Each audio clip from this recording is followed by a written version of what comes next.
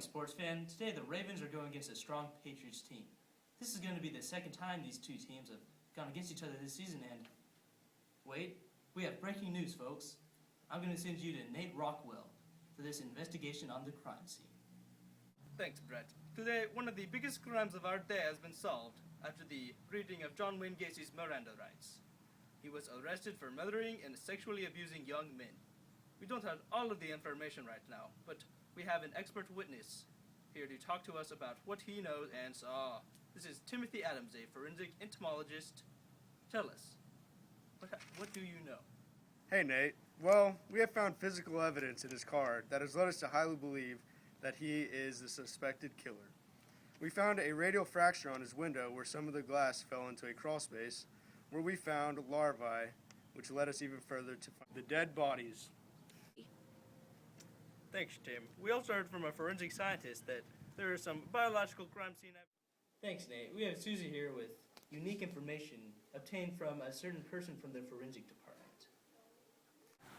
Thanks, Brett. I can't reveal the name of this person, but they leaked information for us. This person used a compound microscope to look at fibers and other things from the crime scene, and even some DNA, which they can test through the acid phosphate test. Well, Nate, this is classified information, but I'll tell you. We found blood, semen, and hair matching the profiles of the victims. To all the kids out there, watch out for strange men and don't do drugs like marijuana and other bad things, because we will get you. You heard it here first, folks.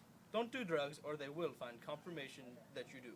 After meeting with the forensics toxicologist, we have confirmation that he did have ethyl alcohol in his system.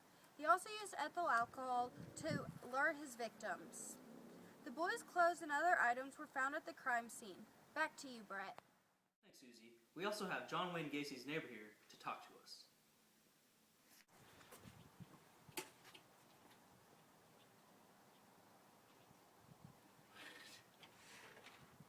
Hey Patrice, this is Tim with News 9. We have a couple questions to ask you about your neighbor Gacy, John Wayne Gacy. Hold on. Okay. Alright, we're gonna do another cut with just her out here. Patricia, could you tell us what you know about John Wayne Gacy, your neighbor?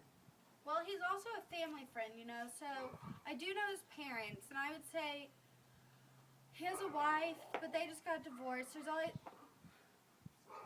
works at a construction company.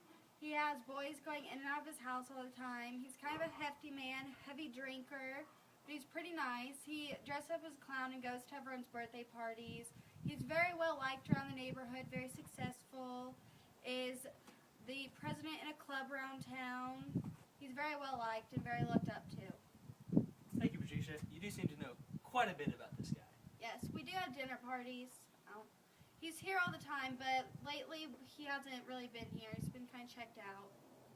About how much would you say he weighs? Probably on the heavier side of about like 300 pounds. Thanks, Patricia. Back to you, Brett. Thanks, Tim. We found that back in August 1967, Gacy committed his first known sexual assault upon a teenage boy. The youth was a 15-year-old named Donald Verrees, the son of a fellow Gacy. Gacy lured the youth to his house upon the promise of showing Verrees pornographic films. Gacy plied Verrees with alcohol and persuaded the youth to perform oral sex upon him. Several other youths were sexually abused over the following months, including one of whom Gacy encouraged to sleep with his wife before blackmailing the youth into performing oral sex upon him. Several teenagers were tricked into believing Gacy was commissioned with carrying out homosexual experiments in the interest of scientific research, for which the youths were each paid up to $50. So his modus operandi was he would lure the youths to his house by promising money or work. I'm Susie, here with News 9. Yesterday we brought you the story of John Wayne Gacy Jr.'s arrest. Now we have more information coming to you about the boys and how they were killed. After being informed that the police had found human remains in his crawl space and that he would now face murder charges, Gacy told officers he wanted to clear the air, adding that he knew his arrest was inevitable since he had spent the previous evening on the couch in his lawyer's office. In the early hours of December 22nd, Gacy confessed to police that since 1972, he committed approximately 25 to to 30 murders, all of whom he falsely claimed were teenage male runaways or male prostitutes. Gacy claimed they were usually picked up from the Greyhound bus station or simply just taken off of the streets. He would take them back to his house with the promise of a job at his construction company, with an offer of money or sex, or simply grabbing them by force. Once back at his house, the victims would be handcuffed or otherwise bound, sometimes choked.